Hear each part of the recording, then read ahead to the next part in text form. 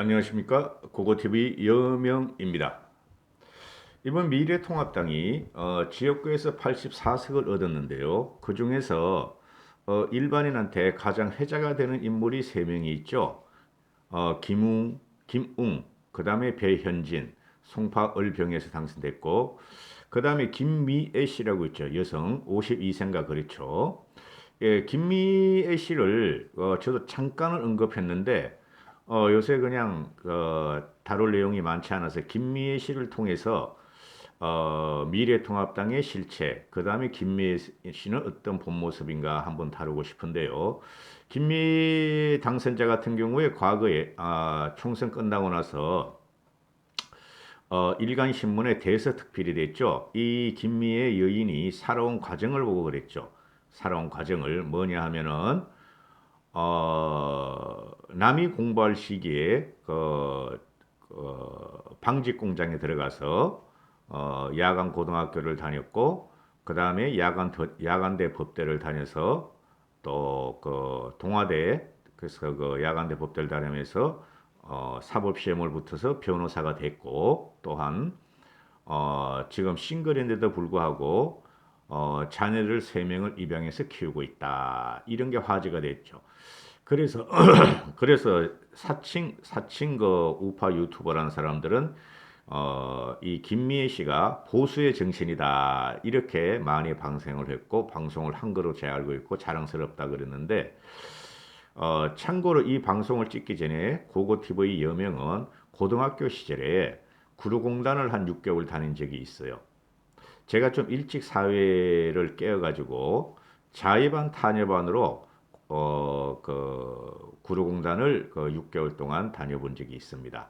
그래서 노동운동이 어떤 건지도 그 당시에 막 들어올 때인데 노동운동이 데모가 막 시작될 때예요. 그 어시카 작업이 그런데 그런 것도 보고 퉁퉁 불린 국수를 점심으로 먹고 야식으로 먹은 기억이 아직도 생생합니다. 그 당시에 월급이 10,000원인가 아마 그랬었을 거예요. 그러면은 가리봉동이나 구로동에 그 쪽방, 닭방이라 그러죠. 닭방에서 혼자서 그 돈을 가지고 살 수가 없었어요. 자취를 할 수가 없어서 2명, 3명이 그 닭방 같은데 한 두세 평짜리 방에서 같이 돈을 모아서 그 생활했던 기억이 나는데요. 이 김미애 씨를 보면서 이 사칭 우파 유튜버들은 아마 5.16을 떠올릴 거예요. 저도 5.16을 자랑스럽게 생각하는 사람입니다. 고고TV는 당시에 우리는 굶어 죽는 사람이 부지기수로 있었고 사회는 이념 갈등과 또는 사회적인 대혼란이 있었을 때예요. 4.19를 떠나서 그럴 때니까 그래 박정희의 영웅적인 행동을 저는 굉장히 좋게 보는 사람인데요. 물론 민주화 과정에 탄압은 좀 있었지만은 그리고 어, 그, 하여튼 그렇게 막 있었죠. 꽤 있었죠. 그럼에도 불구하고 현재 대한민국을 갖다가 기반으로 올려놓고 현재 우리는 박정희가 이룩한 중우장대한 그 토양 위에서 우리는 지금 먹고 살고 있다. 그 다음에 박정희가 민주화를 갖다가 결국에는 인정을 했다 하고 저는 생각을 해요. 그게 왜 그러냐면은 박정희에 대치돼서 민주화 운동을 하고 학생 운동을 한 사람들이 일부는 지금 노무현 문재인 밑에 가서 지르고 있지만은 대부분이 산업화 전사로서 또는 보수로 전향을 많이 했어요. 당시엔 보수 진보가 없었어요. 박정희 시대는. 그 그리고 우파 좌파 그런 걸 따지지 않았어요. 지금 그걸 우리 프레임에 갇혀 있어서 그래요. 박정희야말로 진보 개혁주의자였다 하는 게 제 생각이에요. 박정희만큼 개혁주의자가 없어요. 대한민국을 뒤집어 놨잖아요. 5천년 역사를 갖다가 5천년 굶고 헐벗은 국민을 갖다가 잘 살게 한 사람이 박정희므로 그리고 박정희 때 문화 문물이 대단히 많이 발전했어요. 비판을 그렇게 허용하지 않았지만은 또 허용한 게 박정희 시대예요. 창비 같은 게 왜 나왔겠어요? 창비. 그 당시에 문학 소설 같은 거 읽어보면 그렇게 신랄하게 비판을 해요. 요새보다 더 비판합니다. 쉽게 말해서 김지아 오적 같은 게 그냥 나왔을 때예요. 자, 그렇고 긍정적인 것만 제가 말씀드렸죠. 이 김미애 씨가 왜 그럼 박정희 대통령이 그 집권을 하고 나서 쿠데타 이후에 뭘 하느냐? 잘 살아보세. 이거 아닙니까? 잘 살아보세라는 게 뭐죠? 나만 잘 사는 게 아니라 우리가 잘 살아보세. 우리 대한민국 국민이 잘 살아보세였었죠. 그죠? 그래서 잘 살아보세의 핵심은 그 당시에 국민들이 다 가슴에 올렸어요. 새마을 운동, 뭐 새마을 노래도 있고, 그죠? 그래서 이 박정희 대통령이라는 사람은 5천 년 역사 동안 징글징글하게 가난하고 고통스러웠던 현실에 대한 솔직한 인정과 이를 벗어나고 싶은 절박함이 있고 진실함이 있었다 하는 게 고고티브의 생각이에요. 그죠? 그 다음에 그동안 계속 사회적 약자로 국제적인 약자로 머물러 있던 조선반도, 그죠? 조선반도에 또 관심을 받지 못했고 폐허, 6.25만 생각났던 그리고 남의 나라 침략을 당했던 그 이 조선반도에 대해서 모든 계층이 대접받고 잘 살 수 있게 한 게 바로 박정희였다. 그 과정에서 마지막 세도로 나온 게 바로 부산에서 당선된 김미애 당선자다 이렇게 보는데 그래서 사칭 우파 유튜브들이 김미애를 빨죠. 자, 그럼 시작할게요. 그럼 김미애가 과연 사칭 우파 유튜버들이 그렇게 지원하고 빨아들일 수 있는 그런 인물인가? 아니라는 거죠. 제가 볼 적에는 이 김미애 자체가 박정희와 같은 개혁주의자다. 그래 미래통합당에 들어가서 사칭 돈벌이 우파 유튜버를 절연하고 사칭 우파 유튜버들의 입맛에 맞지 않는 행동을 할 것이다 하는 게 제 생각이에요. 그죠? 김웅도 그럴 것이고 배현진도 그럴 것이고 지금 싹 바꿔야 된다는 게 이 사람들의 생각이에요. 김미애나 배현진이나 김웅이나 어디를 대한민국도 문재인 정권을 쫓아내야 되지만은 미래통합당이 바꿔야 된다. 바꾸게 되려면 사칭 돈벌이 우파 유튜버들하고는 절연해야 된다 하는 게 내 생각이에요. 제 생각. 이 사람들의 생각일 것이다 하고 그래요. 왜 그러냐? 김미애 씨가 오늘 모 신문에서 대문짝만에게 인터뷰한 게 나옵니다. 물었습니다. 당신의 삶의 이력을 보면은 진보 정당을 택해야 되는데 왜 보수 정당을 택했느냐 하고 김미애한테 묻습니다. 그러니까 이 김미애가 대답하기를 보수가 잘해서 보수 정당이 온 게 아니다. 내가 1980년대 공장에 다녔는데 그 당시 위장 취업으로 들어와서 민주화 운동하신 분들이 있다. 위장 취업으로 들어와서 민주화 운동하신 분들이 있다. 그분들을 존경합니다. 이 김미애는 하고 저희들하고 한 10여 성상의 차이가 나니까 그들에게 미안하고 마음의 빚도 있다. 그런데 산업 현장에서 산업 여건으로 묵묵히 현장에서 일한 분들도 인정해줘야 한다.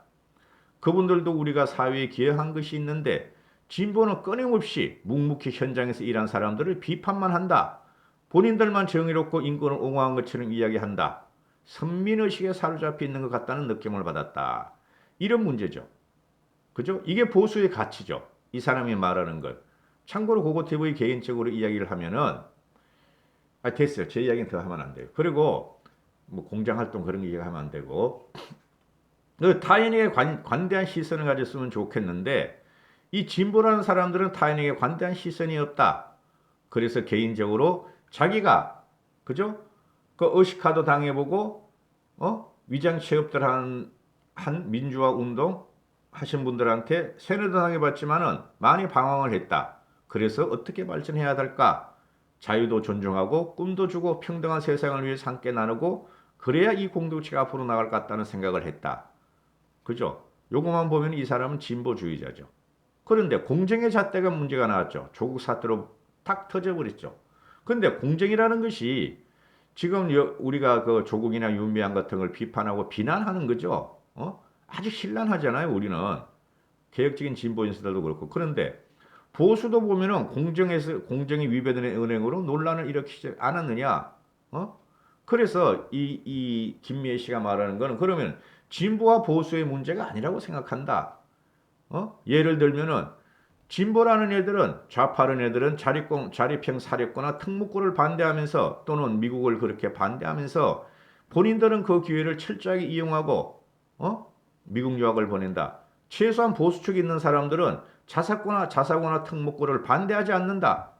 그죠? 그래서 내가 한국당 당시에 자유한국당의 당헌과 강령을 자세히 살펴봤는데 내가 살아온 삶이 그대로 녹아 들어가 있었다. 그대로 하면 좋은데 이 당은 그대로 안 하니까 문제인 것 같다. 그럼 어떻게 하느냐? 그럼 총선 패배 이유는 뭐냐 하고 물었어요. 물었더니 41.5%가 국민들이 통합당을 지지해줬다. 그래서 이번 소선거의 결과를 이번 선거의 결과가 소선거구제 폐단으로 인한 것으로 보는 시각도 있는데 꼭 그렇게 몰고 가면 곤란하다. 어쨌든 민심의 결과다. 소선거구제 폐단이죠. 그죠? 민심의 결과다. 그래서 결과를 겸허히 수용해야 되고 보수 정당이 추구해야 할 가치와 본질에 충실하면 좋겠다. 이런 거죠. 제가 선거운동을 하면서 해장 쿡, 해운대 바구니 장군이 쿡, 해운대 장바구니 쿡, 해운 쿡 운동을 해서 시장에서 인기가 좋았는데, 사람들은 나를 다 알았다. 그런데 차명진이나 민경욱이 한 말에 못된 은행에 나오면 시장 가서 내가 또 욕을 얻어먹었다. 아이고, 아이고, 잘 좀 해라, 잘 좀 해라. 이런 분들이 되게 많았다. 그럴 때수록 나는 힘이 빠졌다. 내가 도대체 누구를 위해 은행이 필요한가? 국익을 위한 것도 아니고 국민을 위한 것도 아닌데 왜 막말을 하고 차명진이나 민경욱이 같이 그렇게 하는가? 여당도 못했지만은 진짜 못하잖아요. 문재인 저거는 진짜 못하지만은 우리는 장애 투쟁만 했다. 황교안이가 장애 투쟁만 했다. 나도 당협위원장 하려고 당협위원장 서울로 집회를 수차례 왔다. 민주주의와 법치를 부르짖으면서도 장애 투쟁을 하느라 따르지 못했던 게 장애 투쟁을 하느라 국민의 여망을 따르지 못했던 게 총선 패배의 원인 중 하나라고 생각한다. 김세연에 대해서 어떻게 생각하느냐? 부산 사람이니까 김세연이 통합당을 좀비 정당이라고 했다. 김미애 씨가 하는 말이 100% 동의하지는 않는다. 그러나 충분히 이해한다. 김세연 씨는 정말 노력을 많이 했다. 그분처럼 열심히 새신을 위해 노력한 분이 없다. 중도층을 흡수하기 위한 노력, 청년을 향해 노력하는 모습을 옆에서 봤는데 여의도 연구원장 시절에도 그분은 그렇게 마찬가지로 열심히 했고 성실하게 했다. 그래서 나는 그 김세연 씨한테 많이 배웠다. 그런 노력들이 당에 흡수되지 않고 그냥 그걸로 끝나버렸다. 김세연이나 나 같은 사람의 목소리가 자꾸 외면됐으니까 아마 절망했을 거라고 생각하고 좀비 정당으로 말하지 않았을까. 나도 지도부한테 황교안 지도부한테 몇 번을 지도부에 말씀을 드렸는데 전혀 반영이 안 됐다. 아무리 노력해도 안 되니까 오히려 이 당은 죽어서 다시 새롭게 태어나기를 바란다는 취지로 말한 것으로 김세연 씨의 좀비 정당을 받아들인다. 그렇게 세게 발언하지 않으면 아무도 관심을 안 가져줄 테니까 진정으로 이 당이 변화하기를 바라는 마음에서 나온 말이 아니겠는가. 그래서 나는 그 말을 듣고 진짜 마음이 아팠다. 김미애가 좀비 정당이란 말을 내가 속한 정당인데 이 좀비 정당에서 나는 왜 있지 하는 자괴감이 드는 면도 있었다. 그래서 이 당을 진정으로 사랑하고 노력하는 분들도 있다. 김세연 의원도 더 남아서 함께 하셔야 한다고 생각한다. 이렇게 말을 해요. 김세연은 어떤 식으로든 재개합니다. 여러분 부산시장 그 정도 가지고는 아니에요. 김세연 씨는 전략가 참모로서 재개합니다. 두고 보십시오. 그러면 통합당이 살아나기 위해서 보수는 어떤 혁신과 쇄신의 노력을 해야 한다고 보나 하고 물었더니 초선인 41명이다. 모두 무늬만 초선이 되면 안 되고 혁신과 쇄신에 대한 당의 변화에 대해서 목소리를 내야 하고 목소리를 키워야 하고 토론도 격렬하게 하고 좋은 정책들을 국민에게 체감하도록 만드는 게 중요하다. 국민이 있는 현장에 있어야 한다. 현장에 가서 우는 국민과 함께 울고 넘어져 있으면 같이 손잡아 이렇게 한다. 우리가 먼저 문제를 파헤치고 이슈를 선점하고 여기에 대해서 더 나은 방향으로 성화시키는 활동까지 해야 한다. 이렇게 끝을 맺는데요. 김미애 씨가 이 김미애를 파는 사칭 우파 돈벌레들이 꽤 있어요. 달리 움직일 겁니다. 김미애 씨가. 요번에 초선들을요. 제가 이제 김웅일을 제일 잘 보고 김미애도 괜찮고 조수진도 괜찮아요. 보시면 알지만은 이 사람들이 호락호락 사람들이 아니에요. 인생 여정이나 그동안 문재인 정권에 탄압받은 그거를 보면은 근데 김미애 씨 같은 경우는 문재인 정권에 탄압받은 사람이 아니에요. 지금 이 김미애의 그 정체성을 보면은 어렸을 때 가난했고, 그죠? 무식했고, 그죠? 공부하기 전에는 그리고 싱글이고, 이 정체성을 보면은 진보층이고 민주당에 오히려 가깝죠. 솔직히 말해가지고 현재로 제가 초도에 말씀드렸던 박근혜의 정신, 박정희의 정신 잘 살아보세요. 우리 함께 잘 살아보세요.